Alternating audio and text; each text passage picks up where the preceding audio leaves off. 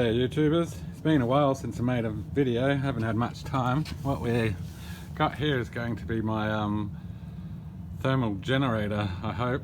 It's going to have 10 peltiers. I ordered 2 of these, they're 40 by 200, so the 10 peltiers will fit under there perfectly. I couldn't get a wide one, so I had to get 2 and join them. They're $15 each. The peltiers were $30 for 10. And some scrap aluminium, and I had a heat sink laying around. So the peltiers will go under the cooling blocks, the cooling fins will go on top, and I'll have that little strap holding them down. And under there I have a ceramic little spacer I got out of a welder I scrapped, so hopefully the heat doesn't transfer into the bottom plate and we waste a lot of heat that way. I've got my water tubing, I'm going to use that again. And I also made a batch of feather carbons. I put it in the oven for 24 hours. I soaked the feathers for 5 weeks in urea, and it was in the oven for... Oh, and I also put those electrodes back into the mix as well, so they're going to get feather carbon and urea mix in it. So I was in that oven at 225 this morning, it was the temperature, for 24 hours, and I've got it in the furnace now. It's been in there for 5 hours. I'll keep going. Got it stoked pretty hot, so that should be interesting, that carbon. And I'll assemble this and we'll see if we can get any power. What I'm going to do is, because there's 10 modules, we'll have 4 to power the water pump in series, hopefully that's enough there, and 6 to power projects perhaps. So I'll see how it goes. Alright, I'll be back. I'm laid out there. I have a real thin bit of thermal paste underneath. I'll apply some on the top. I noticed that one was cracked, hopefully it's not broken. Must have been shipped like that. So, bit of luck, it works. Should work. It was really hard to apply that thermal grease thinly. That was 2 tubes of this, I only needed 1, I think. I've got plenty left. It was $3 each for the thermal paste. It's a silicon one, silicon based thermal paste. So I'll finish assembling it, and then I'll connect 4 in series and 6 in series for our power modules. I'll leave the cables long because I don't know if we want to go parallel or whatever yet. Alright, I'll be back. Yeah, I'm using the power supply for now. Lead fell off, to drive the water pump, just to prime it. Okay, we're about 5 volts. This end is the drive of the 4 in series to drive the motor. Once we get some temperature, we're at 0.2 volts with just the water flowing through it with that heat difference. Maybe if I hold my hand under there. The aluminium's too cold to warm up that quick. Oh yeah. Just having my hand under there. We're getting slightly increasing in temperature. So we have 6 in series on this end, which will be powering the load, which the data log is connected to. And 4 on this side to power that motor. There, it says 3 volts, but we should have 8 volts perhaps. That's how it was going when we had it set up on the single setup. So I'll light the candles.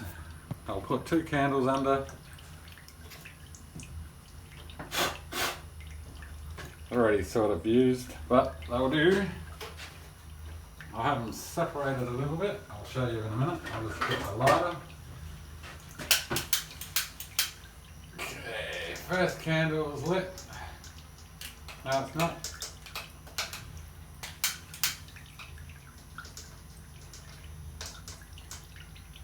Alright, first candle is lit. And the second candle is lit. The second one looks like it's burning much better. We're already 0.7 volts. Alright. Yeah, that's on the 6-inch series, 0.9 volts. Motor's still working. I'll connect the multimeter to the other end so we can sort of see what's going on with that voltage.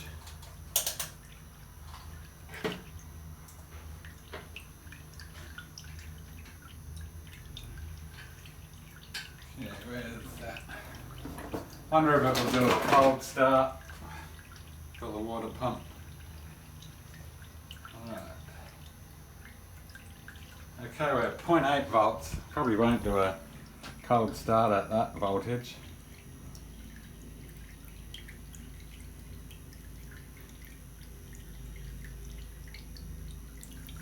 Alright, we're going to 1.6 with the 6-in series.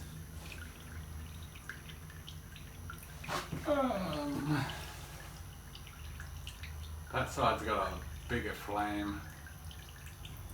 Do a short circuit on the other end.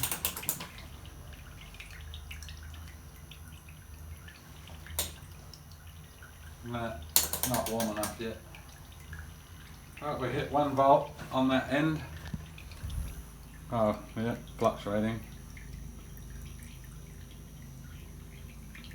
Let's say the aluminium is still it's taking away the heat. Alright, I'll be back in a bit. With 2 volts there, 1 volt the other end. Hopefully there's enough power to power that water pump.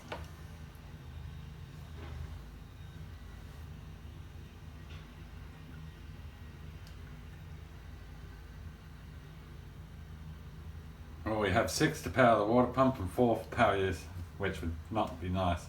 Alright, I'll get back. I just put 3 candles, I wasn't getting no voltage this end. See, we're connected, nothing happening now. The other end's going alright, might be sucking all the heat out of it. It's cold to touch. They're about the same ends. We'll let it go for a bit and see. It's data logging the voltage, so we've been running for about 9 minutes.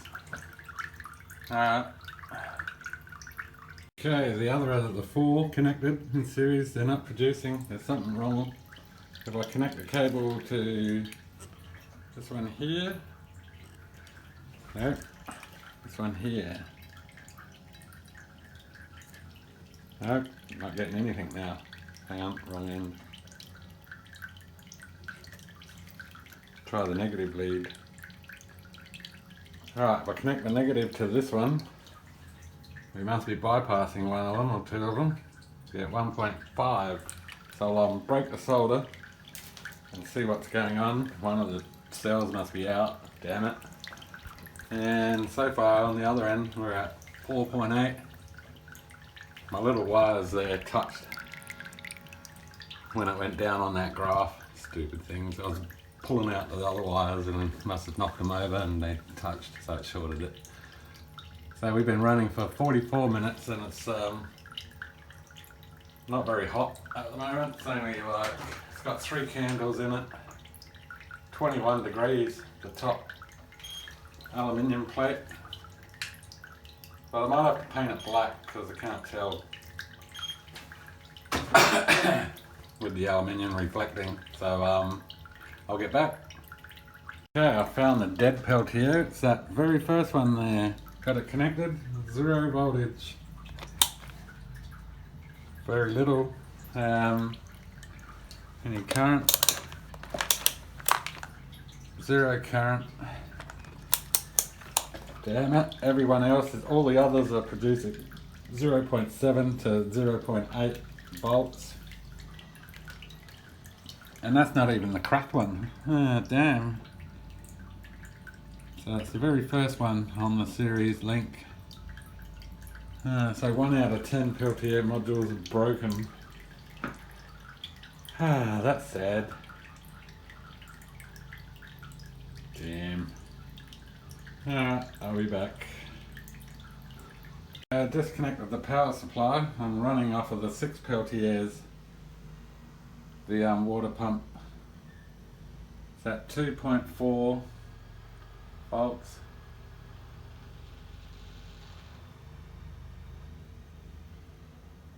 So we'll see how that goes for a while. At least that works. So you need 6 to power that pump. So we only have 3 on the other end for power usage.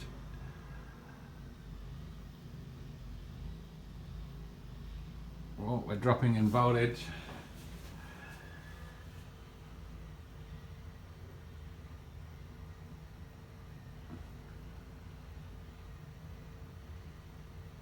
We're increasing again. No, we're fluctuating. Alright, I'll be back. Looking back on the video, that module was the first one we used in the single test. So, and I poked it with a screwdriver and it moves in and out. So I think it may be working. It's just not got a heat difference in it because it's not touching the heatsink there, perhaps. I'll pull it apart later and check that. So far we're holding 2.4 volts.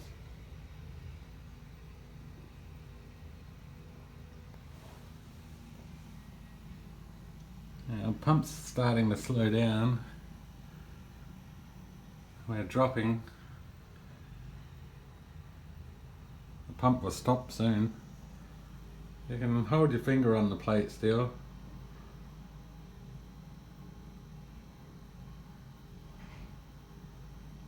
Yeah, well, I might call it quits for the day and work on it another day. So see what happens. Alright. Okay, the furnace has been at that temperature for 7 hours now, so I'm going to turn it off. It should have some really good carbon. The carbon should be as red as that. Alright, I'll see what it is tomorrow. I'm back, I'm testing that one I thought was broken. It's not broken. The other one's that one there tests the same at the current amount of heat. Only one candle and it's only been there for about 5 minutes. What I did was wiggled the heatsink up and down. I don't think it was had any temperature difference. It wasn't touching this. For some reason, seems to be slight difference in height. They're both the same, so I reckon it's the paste I used. Maybe it was too heavy-handed, but I didn't really put a lot on. But it might not have been spread even though it did look like it was spread even on. I put it on the other side of this. So we're at that, and it has milliamps. We're on 20 milliamp range. 0.5, 50 milliamps. No, hang on. Yeah, 200.5 milliamps. Yeah, not very high at the moment, but it's not very hot. The heat difference is very lukewarm, so cold-ish. So I'll move it up around tomorrow and get it working again, see what we get. So I probably was a bit too heavy-handed there with the heat stuff. The thermal paste, I should say. So yeah, it's not broken. It's sort of increasing in voltage. I'm trying to, but it's dissipating a lot of heat through that aluminium. Alright, I'll get back with a proper test tomorrow. Hey, today I popped open the crucible from the carbon burn the other day. That's the feather carbons. That was the cellulose acetate binded ones. They sort of didn't hold together. It's really a lightweight, feels very delicate. I might be able to still use them, but they're only like a fraction of their size. The Dextrin ones hold out much better and they're firmer. I redid them as well. That was the 2 which was in the cell we already tested, which wasn't very performing well. So I just put the positive one, which had the zinc hexacyanoferrate, straight back into the furnace as well. And that's the other one we never used. The feather carbon's quite interesting. get my little stand. It's attracted to magnets. The big pieces won't. Oh well, that size does. It's very lightweight. But that piece size, that won't hold its weight. But like little pieces, they're not metal. You can crumble them.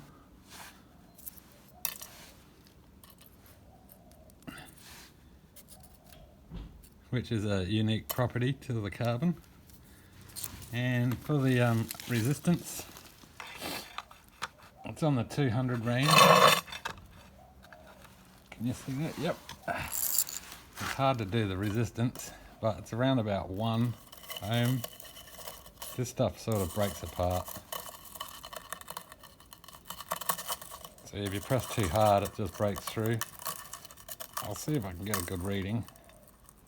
So we're 1.5 on that one. On the cellulose acetate one, over that distance, 1.4. I can't press any harder. See how it powders up? Try the other one. 1.7,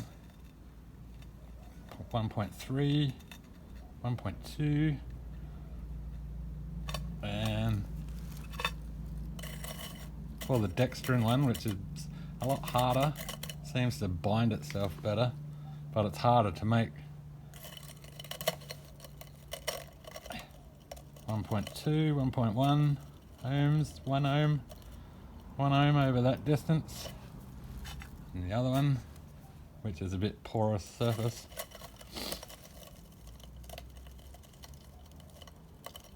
1.1,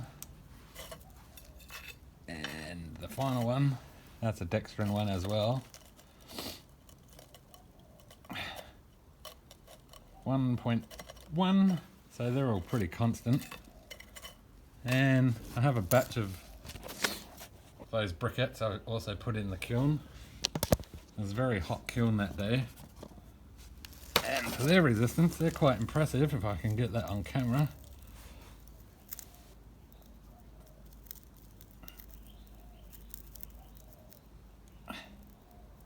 Some of them actually go down to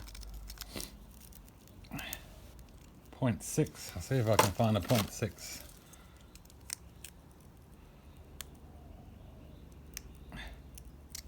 Or did I do it that way?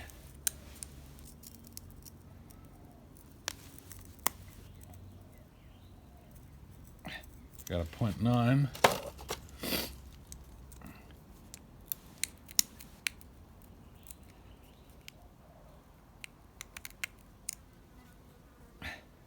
So far there are only 0.9s. Maybe it was this one. One of them tested out 0.6.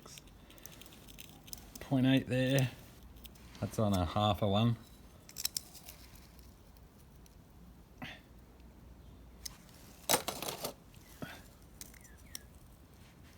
We're testing over a wide distance. Yeah, so around about 0.9 ohms, not too bad. So these have got the feather carbon fumes plus the urea mix in it as well. The other one in there I tested had urea in it but no feathers. So we're going to compare one with the feathers added to it to see if it actually can run for 10 hours like the first cell I had. I haven't been able to reproduce it with just the urea alone. So it could have something to do with this feather carbon stuff. Which is, yeah, quite amazing.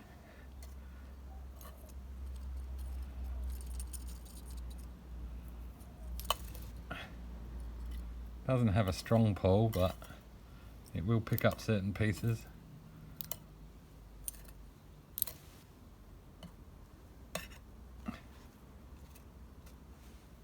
All the other ones will be too heavy.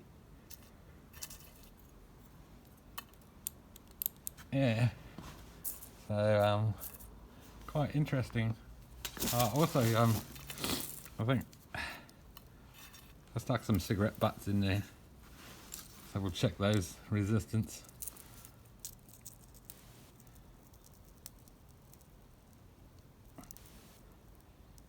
.6 on the cellulose cellulose cigarette fibre.